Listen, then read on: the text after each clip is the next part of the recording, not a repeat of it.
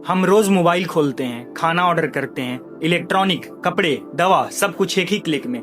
लेकिन क्या कभी आपने उस आदमी के बारे में सोचा है जो यह सब आपके दरवाजे तक लाता है, जिसे हम कहते हैं डिलीवरी बॉय। मैं हूं विकास और आपका स्वागत है हमारे चैनल में, जिसका नाम है वार्ता बाय विकास शाह। आज मैं बात करने वाला हूं डिलीवरी बॉयज की, गिग वर्कर्स की। और यह कहानी मैं कोई बाहर से नहीं सुना रहा हूं, मैं भी एक समय पे एक डिलीवरी बॉय था। ठीक है, तो बात शुरू होती है आज से लगभग 2 या 3 साल पहले।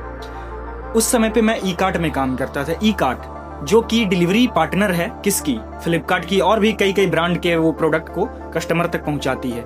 मेरा दिन सुबह के 6 बजे शुरू होता था, जब शायद आप लोगों के लिए उठना भी मुश्किल होता था। सुबह मैं 6 बजे उठता था, मेरी माँ सोचिए 4 बजे उठ जाती थी और 4 बजे से वो खाना वगैरह बना के 6 बजे तक सब कुछ तैयार कर देती थी। उसके बाद मैं वेयर हाउस पहुंचता था। हो सकता है बड़े बड़े वेयर हाउसों में आपको पार्सल को सेपरेट करके दिया जाता हो कि आपको आज इतना पार्सल डिलीवरी करना है, लेकिन हमारे जो वेयर हाउस है, हमारे शहर का वेयर हाउस है, उसमें ये सुविधा नहीं था।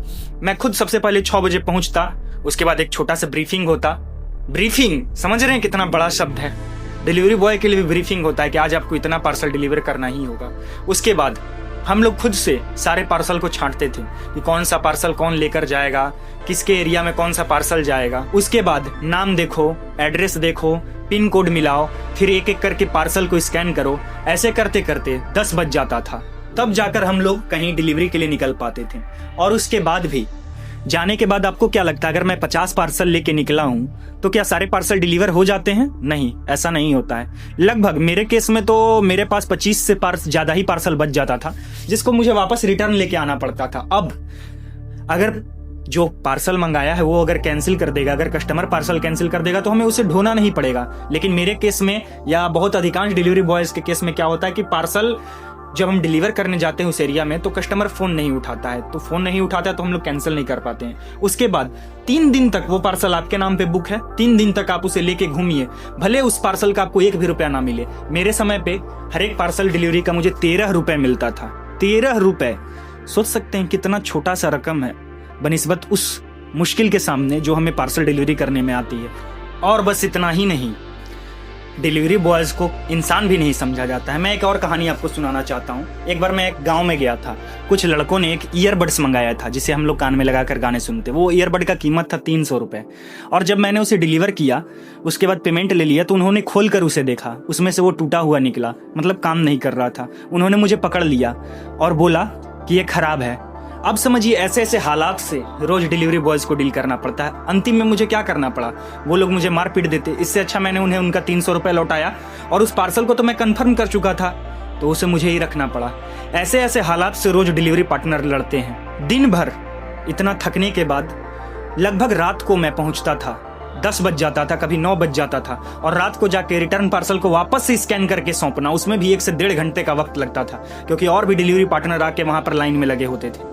अब समझिए दिन भर में मैं कितना कमाया। मान के चलिए अगर 25 पार्सल भी डिलीवर किया तो 325 या फिर 400 रुपए के करीब कमाया। उसमें से 200 रुपए का मेरा पेट्रोल जल गया। अब सोचिए दिन भर का मैंने क्या कमाया, बस 200 रुपए। हो सकता है कई केस में कोई डिलीवरी पार्टनर 400 से 500 भी कमा ले, लेकिन अगर उतना भी मैं कमाता हूं तो क्या 16 घंटे काम करके ये वर्थ इट है? अब एक बात और सोचिए, धूप, बारिश, गलियां, बंद मोबाइल, ये सब किसके हिस्से में आता है? डिलीवरी बॉय के हिस्से में। और ऐसे हालात से रोज डिलीवरी बॉय लड़ते हैं। अब बात करते हैं पेमेंट की। तो पेमेंट यहाँ पर मेरे केस में ई कार्ट में वीकली मिल जाता था, और उस पेमेंट से मैं करूंगा क्या? बाइक का मेंटेनेंस, रिचार्ज के खर्चे, फोन मेंटेनेंस, सब मिला के घर का खर्च भी अच्छे से नहीं चल पाता था। आप सोचिए डिलीवरी बॉय ऐसे ऐसे चीजों से रोज डील करते हैं। क्या वो हमारे देश के असली हीरो नहीं है? कंपनियां कहती हैं कि आप हमारे एम्प्लॉय नहीं, पार्टनर हैं, तो क्या पार्टनर के साथ आप ऐसा सुलूक कीजिएगा? पार्टनर के पास कोई इंश्योरेंस नहीं है, कोई मेडिकल लीव नहीं है, कोई पीएफ नहीं है, और अगर एक्सीडेंट हो जाए तो कंपनियां कहती है ये तो आपकी रिस्पॉन्सिबिलिटी है। और अगर डिलीवरी बॉय बीमार पड़े तो कोई पैसा नहीं, कोई काम नहीं।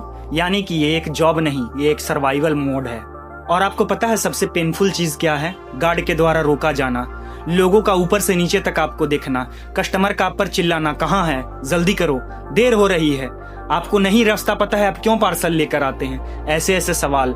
यानी कि इन्हें इंसान नहीं, यानी कि हमें इंसान नहीं, हमें बस सर्विस समझा जाता है।